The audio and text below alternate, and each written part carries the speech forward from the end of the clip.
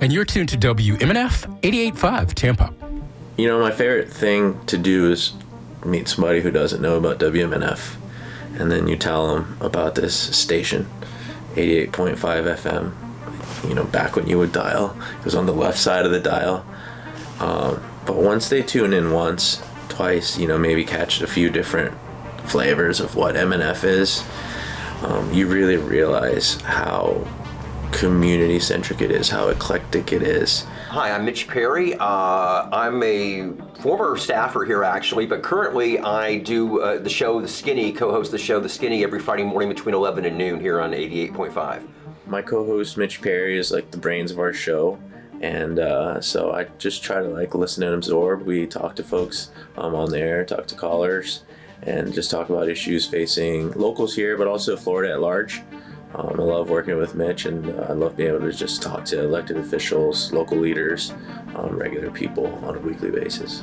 MNF is unique because it again is listener supported, and that's, you know, what does that mean? And what it means obviously that we that the contributions, financial contributions of people, you know, help keep the thing running, and so people do feel a little more personal about it. There's a connection there than you would find for Tampa Bay Times, you know, readers, for example, or, you know, Bay News 9 viewers, frankly.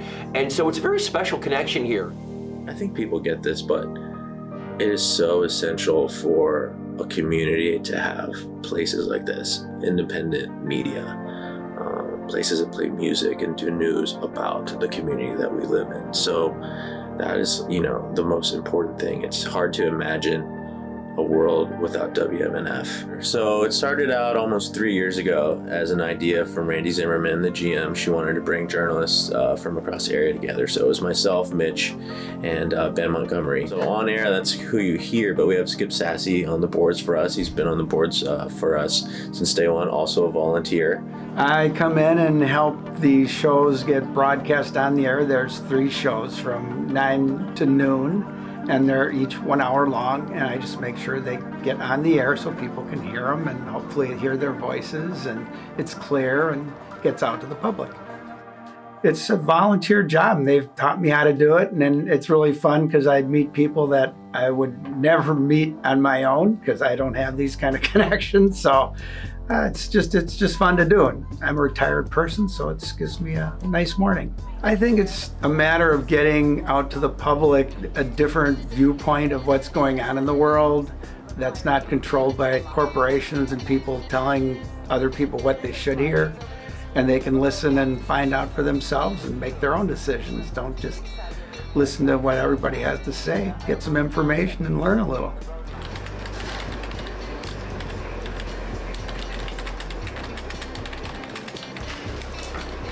My name is Sean Canan. I am the Director of News and Public Affairs. So the public affairs side of things, we have about 20 or 22 volunteers that host radio shows. They are hour-long shows typically on weekday mornings. And then the news side of things, I'm kind of in charge of doing making sure all the news comes off okay. We have morning headlines and afternoon headlines, and we also have a summary of the news called The Scoop.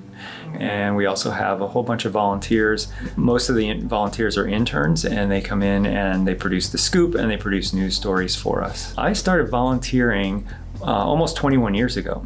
I took a class on newsroom reporting that was offered by Mitch Perry and Rob Lorai, and it was right when this building opened in the beginning of 2005. I took that class and committed to being a volunteer reporter for 1 day a week. In addition, one of the cool things about radio news is that you can put yourself inside of a story.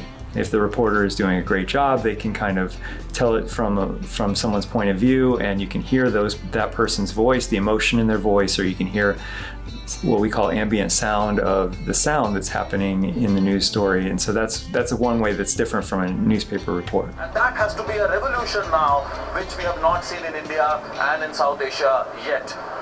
We also need to promote. I'm John Dingfelder. I'm one of the programmers. I've got a show on WMNF for an hour on Friday mornings. It's called Down and Dirty at 10 in the morning every Friday. We do a lot of politics, and we try and get down and dirty, really to dig into the deeper issues, not just be superficial. I've been a big fan and a supporter of WMNF for 30 plus years. When I first moved to Tampa, flipping the channels on the FM dial, and you get down there to the bottom, 88.5, and it's like, what are these guys talking about? Rob Lorai, I loved Rob Lorai. I loved his show. I loved his format. I try and emulate what Rob did for decades at this station, and he helped build this station. And that means a lot to us. There's such a great group of people at WMNF that just keep the lights on and keep the air conditioning going and make sure the building's being kept up, and starting with Randy Zimmerman and all the there's not a lot of them, but there are paid people underneath her, and of course Sean is our news director, and just to make sure that the basics are there. My name is Randy Zimmerman, and I am the general manager. Arnie Schlansky had the idea to bring community radio here to Tampa, and he also wanted it to be listener sponsored, which comes from Pacifica folks back in World War II of conscientious objectors.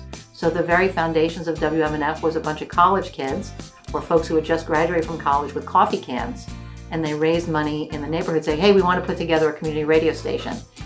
I've worked with an array of people here at the station who have been very colorful. And I compare it to kind of like a lot of the people I work with in New York, because I work with a really cast of characters there. So when I look at the people I've worked with here, it's been like a sort of a hodgepodge of different styles. And it's been interesting because you learn from everybody, It's been good, some have been not so good or whatever. But the greatest thing about MNF, it sort of kind of presents the world in a sense. According to information posted on the Florida Department of Corrections website, One word for WMNF. Revolutionary, for sure. Community, no doubt. It sounds weird, but meaning. Community. Inclusive. I think community is what it's all about. I think we try to sort of rise above where things are. So I think in a sense it is very realistic in the things that we do as far as trying to reach the community, the programs we put on the air, that I think really represent what the world is about. In your ear, thank you so much for listening to WMNF Tampa.